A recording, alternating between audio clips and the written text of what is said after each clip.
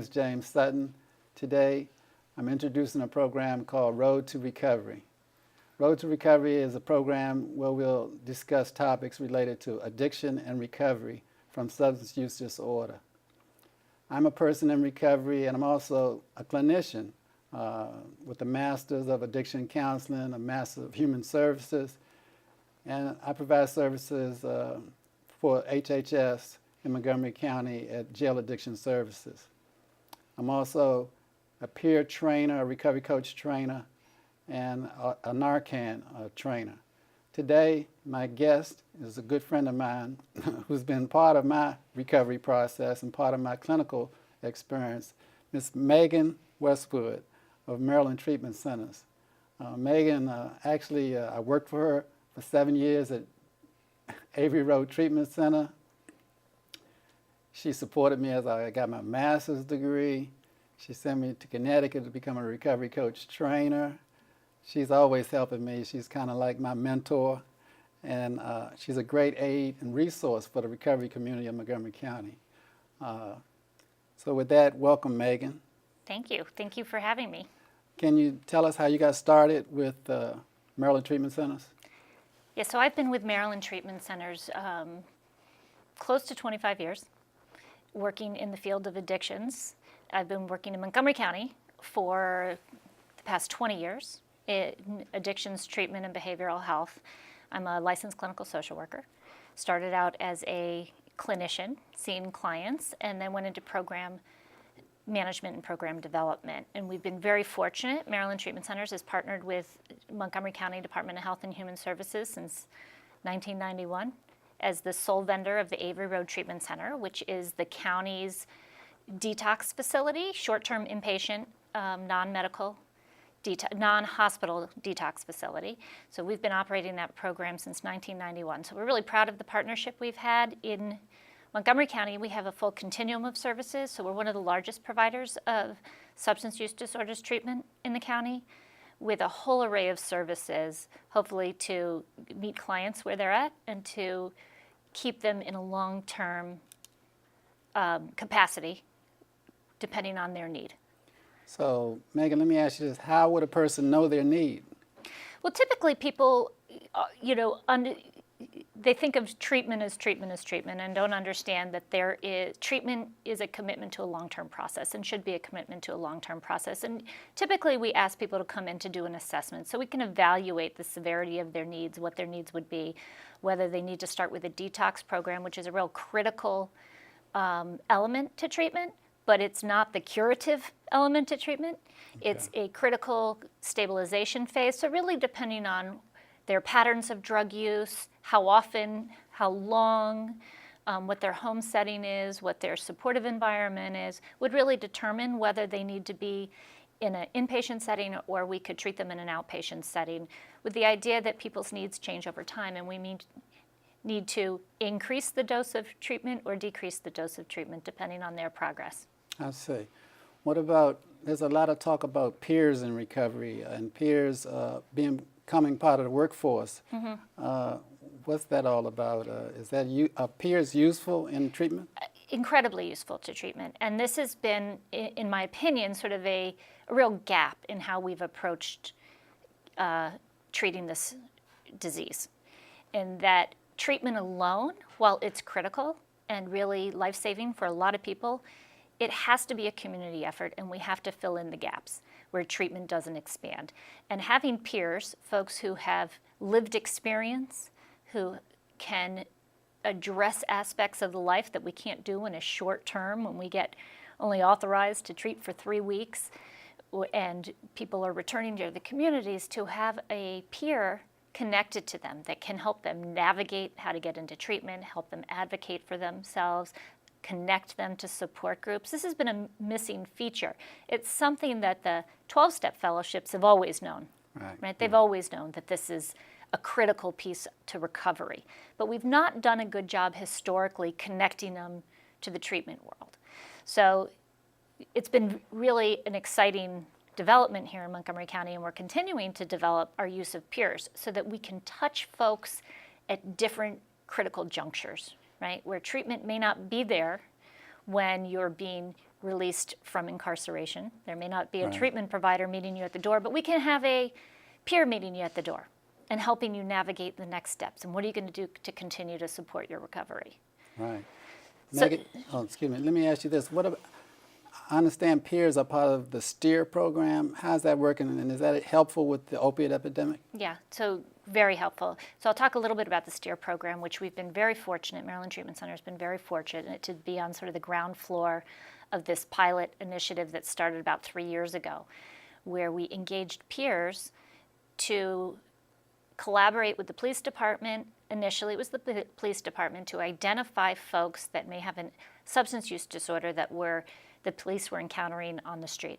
And we were looking at an alternative to putting them in the judicial system or the legal system to see if we could deflect them into treatment. What it really has emerged as is an opiate overdose response team.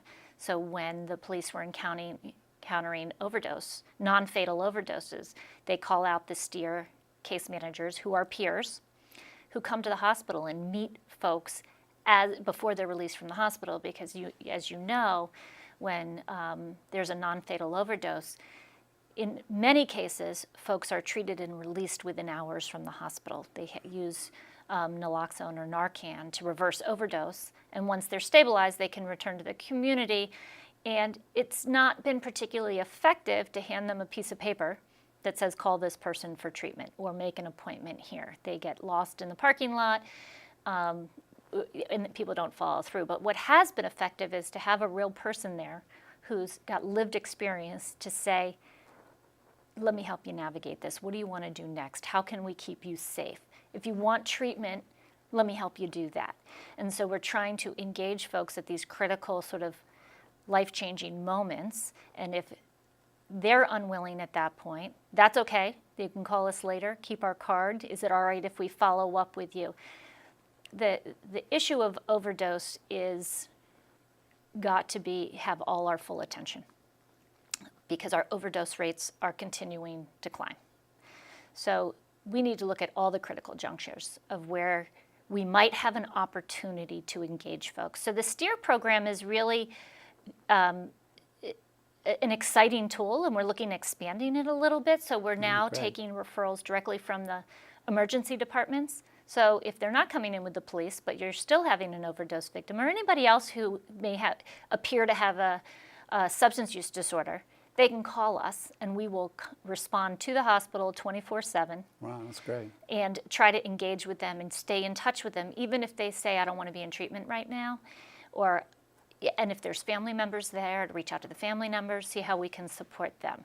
And so this is really an exciting initiative, and so pleased that Montgomery County has made a commitment to it. And the other connection that we're making is with the emergency medical services, the ambulance services. So they're also responding to overdoses that may not be on necessarily police radar, because it gets called in as something other than an overdose. And to make connections with those folks, because there are people who overdose multiple times and really don't have any meaningful connection and have not figured out how to navigate into treatment or get additional services.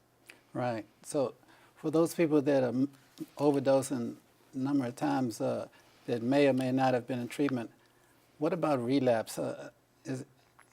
How do you handle? I mean, they've spent a lot of your money. You've had great clinical treatment, and then they don't stay clean. Right.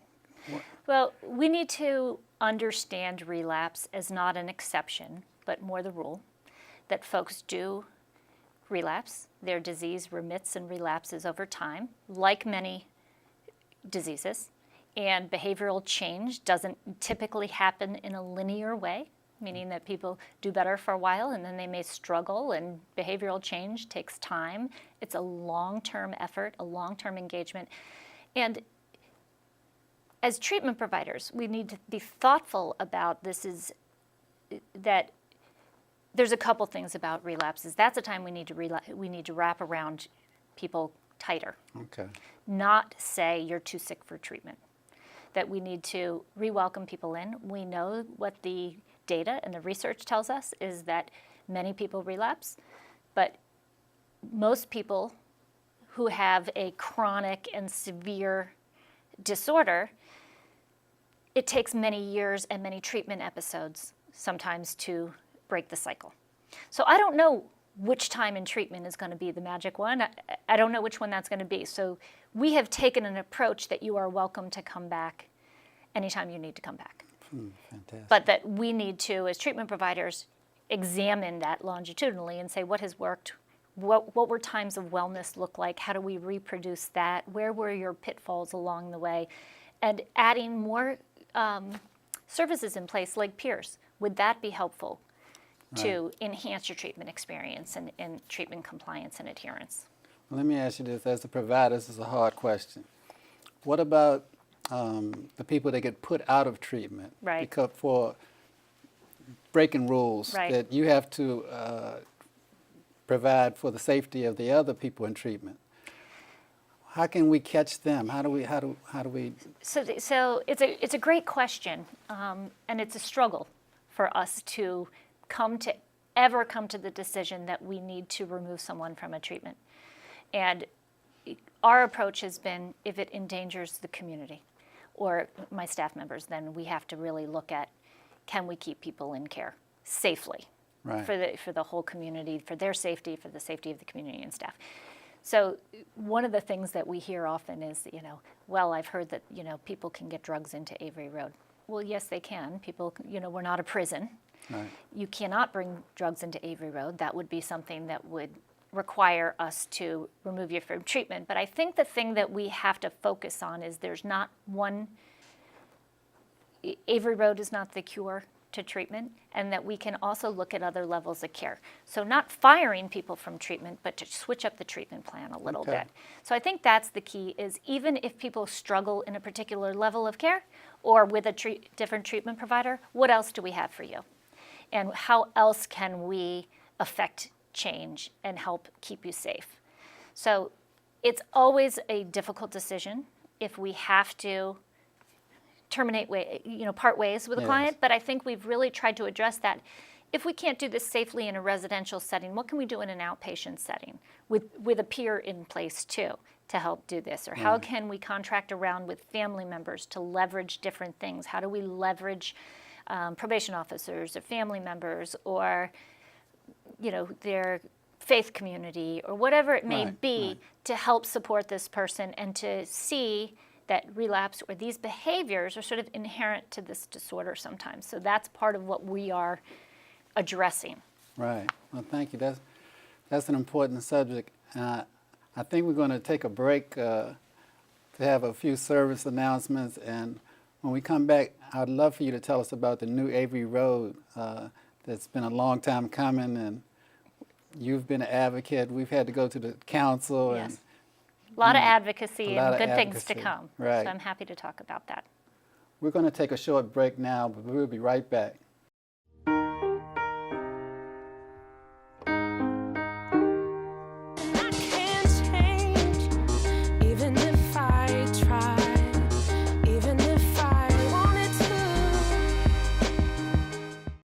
Hey, you. Yeah, you. Getting that college education? What are you gonna do? Graduate and take some office job? Be like everybody else? Or will you dare do something different? Like, be a teacher. You could be my teacher. You got the skills. The smarts? Yes, you. You could be the teacher I never forget. That'd be cool. Does that corporate job even have recess? What are you gonna make of yourself? What are you gonna make of me?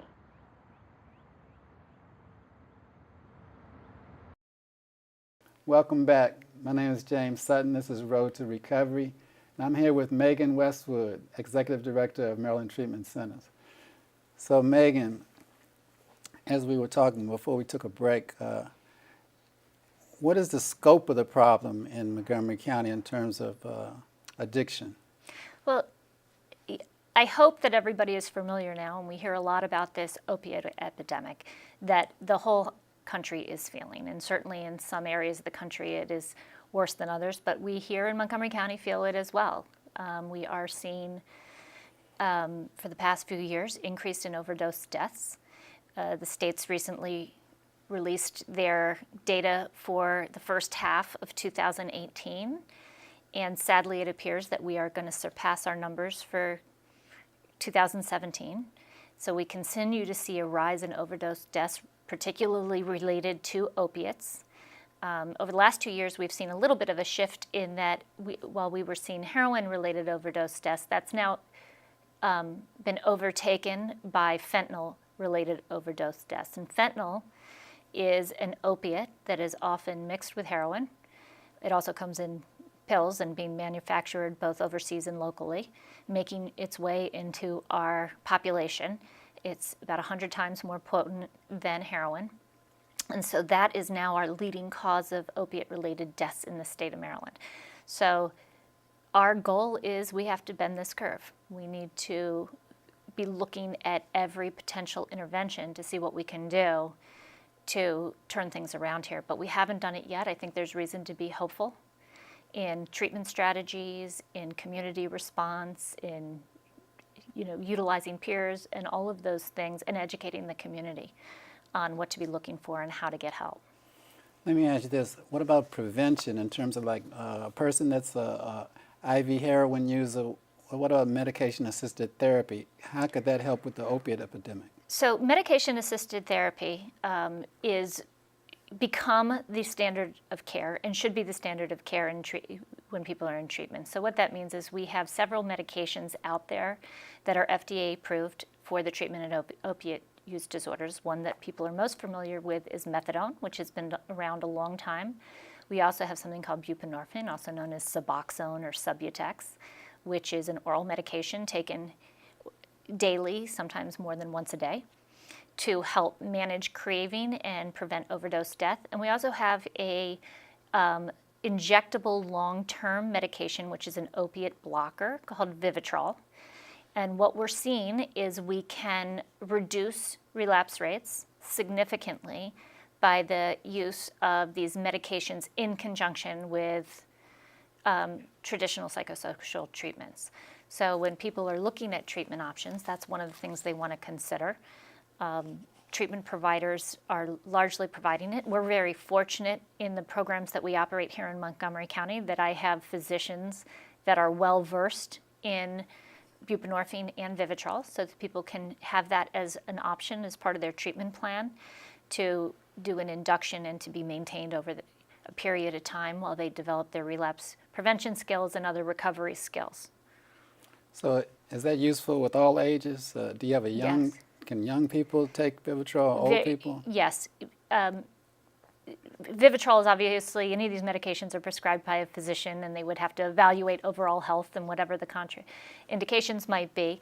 But we are finding that across populations, across age spans, that this is really impactful in treatment outcomes, is the introduction of medication-assisted treatments. So it's presented as an option for anyone who has an opiate use disorder, regardless of how long they've been using, length or duration, or previous treatment, that we encourage people to try that as an option.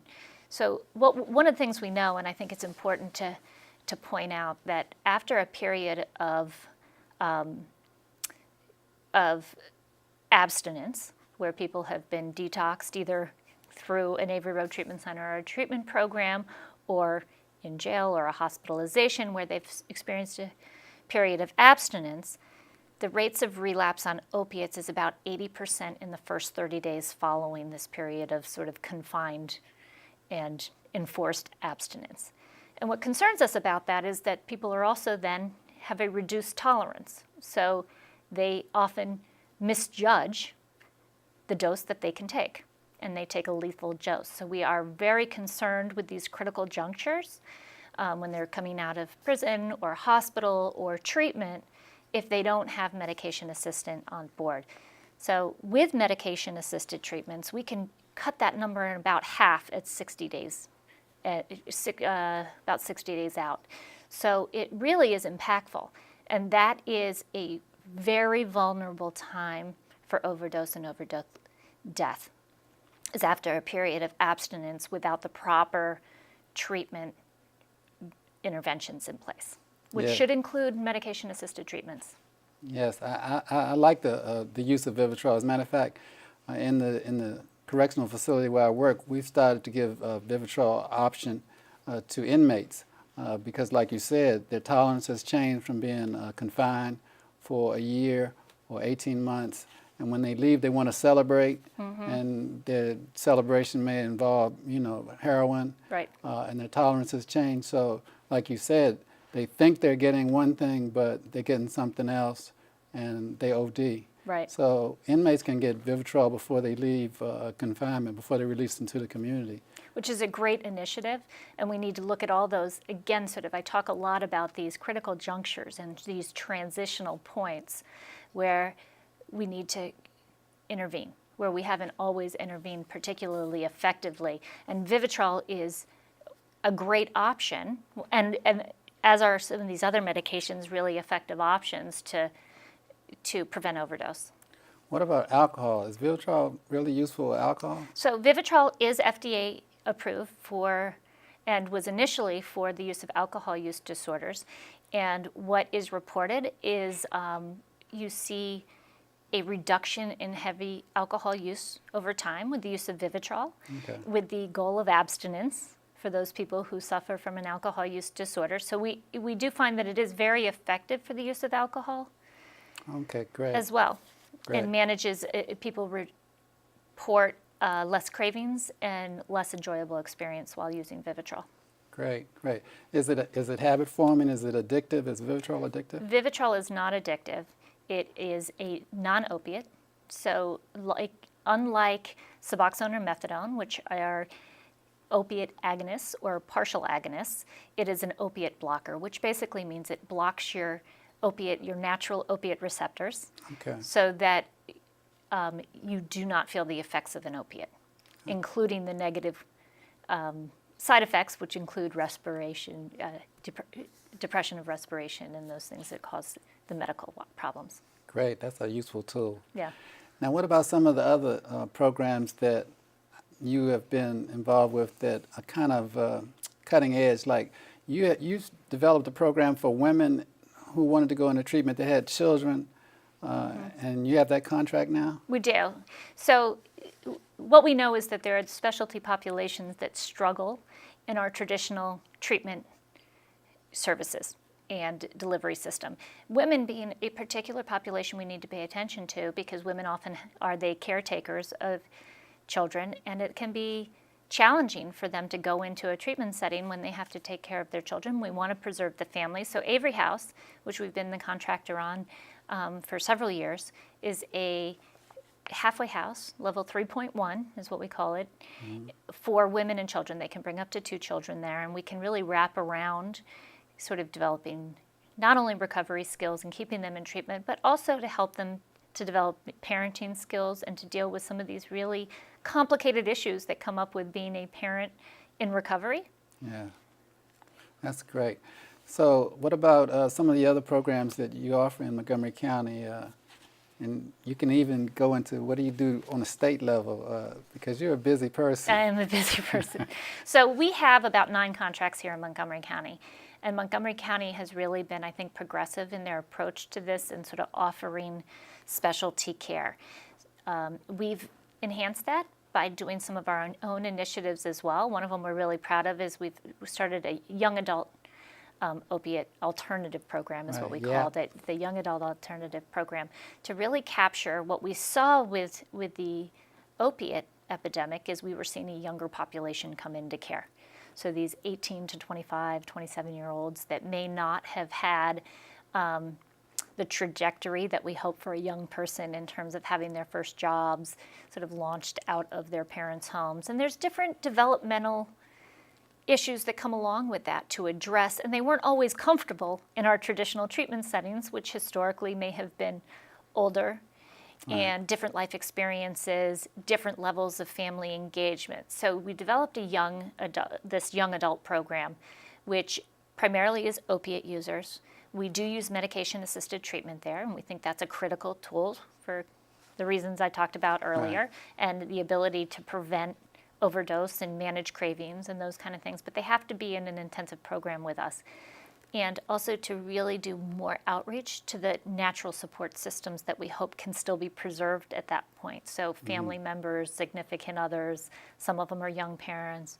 But it really has been a nice model to have sort of, it's helpful for folks to have a community around them that they can identify with and have Right. similar life experiences. Right. What about family? You know, you guys have been doing a family group at Avery Road for a long time. For a long time. And you actually have been leading. A lot of agencies now do family. Yeah. We're very proud of our family involvement, and it's really, I think historically treatment has come under criticism, and rightly so, for isolating families from the process. And we have to recognize that it's critical to the process. This is their natural support system. They're going to be there a lot longer than we are. And how do we educate families about the process and how to manage different stages of the process during periods of wellness and during periods when people aren't doing so well in treatment, how to wrap around, how to use the tools we've treated them, how to give them some tools to change the dynamic that has plagued them and really exhausted families over the years. Yes. And we're coming to the end of the show. Can you tell us a little about the new Avery Road? Yes. So we're very excited. For several years now, we have been working with Montgomery County, and Montgomery County has made a real commitment to replacing the aging facility at the Avery Road. Here in Montgomery County, Avery Road Treatment Center has been instrumental in helping thousands of residents overcome addiction. And by 2020, more people seeking treatment will be able to use their services thanks to the county and the state of Maryland. And it is my distinct pleasure to welcome you to the groundbreaking for the brand new Avery Road Treatment Center. We want to do everything in our power to help restore hope and to put those in need on a path toward healing and recovery. Once complete, this Avery Road Treatment Center will provide the tailored treatment options, the safe haven, and the second chance that so many of our citizens desperately need. The new 37,000 square foot facility will replace the existing building that is more than 27 years old. You can see there's still blue tarp up there to keep the water out. This building could not come soon enough for all of us.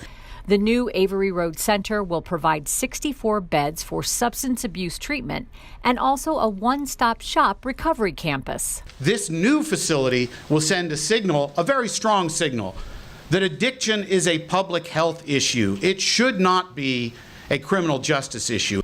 Though opioid overdose deaths are down, the increase in the use of synthetic fentanyl has posed a new challenge. And it's no place in Maryland or in Montgomery County that is exempt. Officials stress this new facility will be prepared to meet the community's needs through its ability to address addiction issues of all kinds. And it's not just addiction to heroin, it's also cocaine, it's amphetamines, it's meth, and alcohol. Alcohol is still very, very prevalent with us. The cost of the new facility is approximately $15 million, and it's expected to be complete in early 2020. Reporting from Rockville, I'm Susan Kennedy. So we are looking at moving into construction, hopefully in early 2019. With about a year, and then we will have a brand new state-of-the-art facility that will incorporate an entire continuum of services from inpatient to outpatient, so that we really have a one-stop shop where we can keep people engaged over a long period of time. So we're very excited about the new facility. Well, great. I'm excited. Yeah. Thank you for coming, Megan. Thank you, guests, for being here with us. Some of the upcoming topics will be how addiction affects the family, veterans and addiction. We'll have someone to speak on policy, how you can affect policy in Montgomery County. Also, we'll have peers, people in recovery, people with clinical experience, and people with clinical experience and life experiences in recovery. So thank you again for joining us, and I'll see you on the road to recovery.